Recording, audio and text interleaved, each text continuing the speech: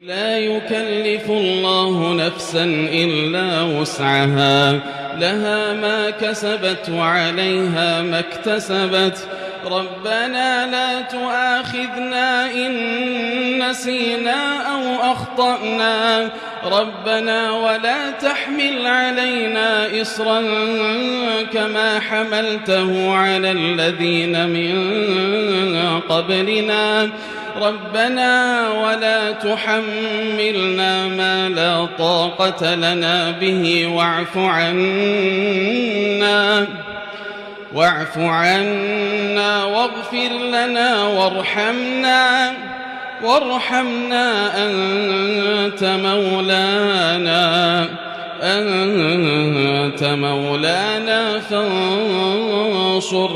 على القوم الكافرين.